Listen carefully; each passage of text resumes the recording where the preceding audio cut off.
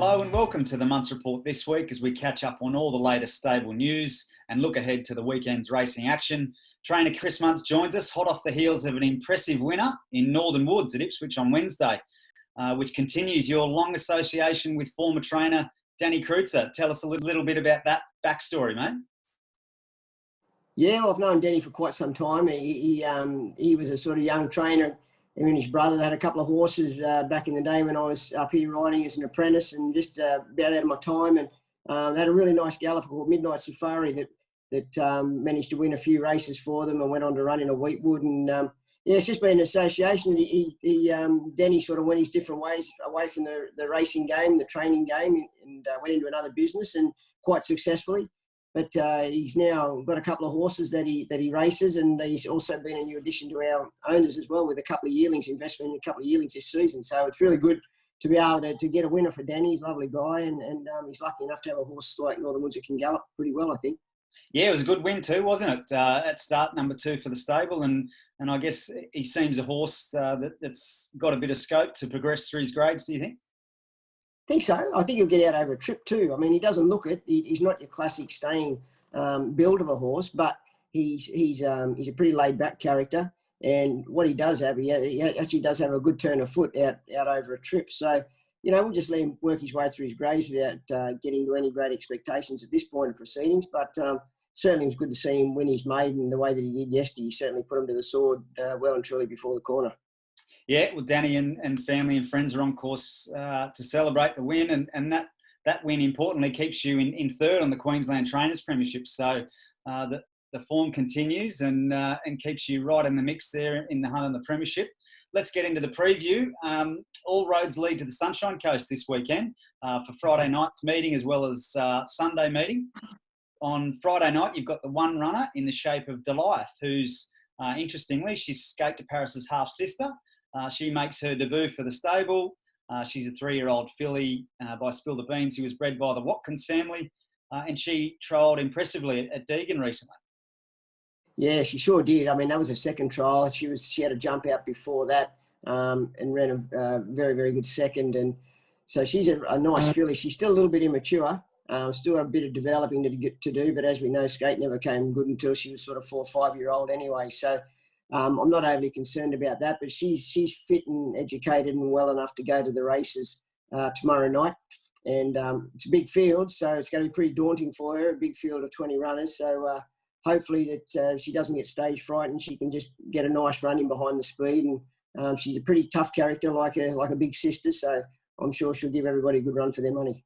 Yeah, I was going to say, have you got any insights on how they compare? Obviously, Skate's an older mare and Delight's a younger filly, but are there any similarities there? No, look, probably Skate was probably just a touch bigger at the same age.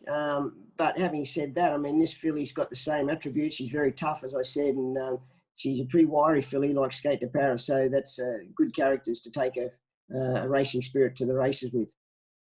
Very good. Well, all eyes will be on Goliath, and I'm sure the Watkins family will be excited about that one. We then move over to Sunday, where there's 4 runners at the Sunshine Coast meeting, kicking off with Cartier, who's 4th up here, has been running consistently, and she lines up in a maiden handicap over the 1,600 metres with Mark Duplessis to ride.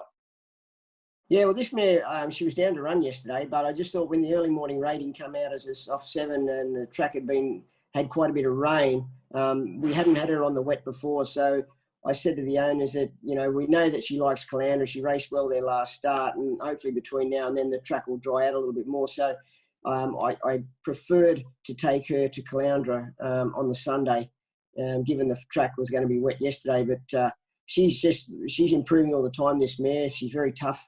I thought her last run was very good, raced up on the speed and probably hit the front a little bit too soon.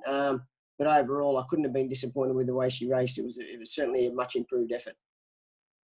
Very good. We then move over to race 5, which is a maiden handicap over the 1,200 metres. There's 2 runners lining up here, All Sorted and Malachini. Let's touch on All Sorted, who makes her debut, 3-year-old filly by Sizzling, another one that trialled well at Deagon recently.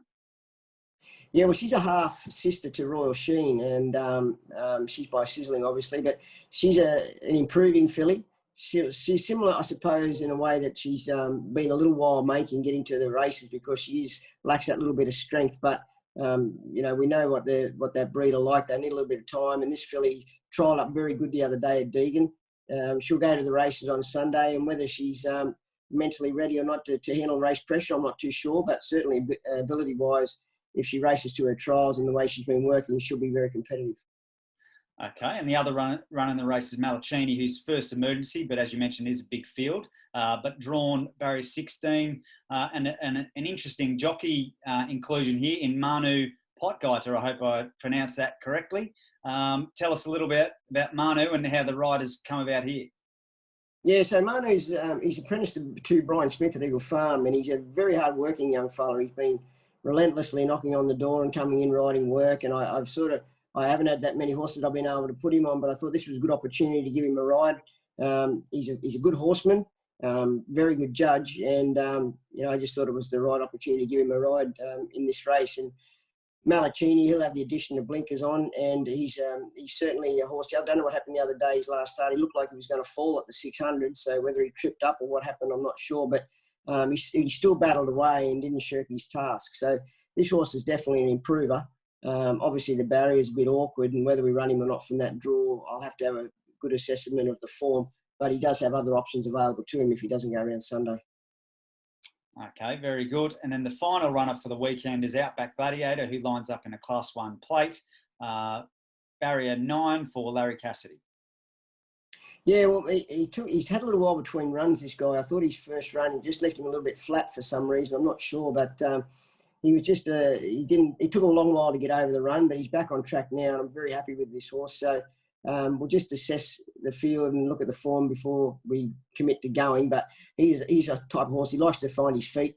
He'll probably drift back a little bit in the run, and I'd like to think that he'd be storming home late. So he's a good galloper, this guy, on his day. Very good, mate. Well, that's the wrap for this week. A bit of news and obviously lots of interest with some of these runners and being by, you know, family relations to horses that we know well. So all the best to Connections and good luck to yourself over the weekend. Good on you, Adam. Thanks, mate.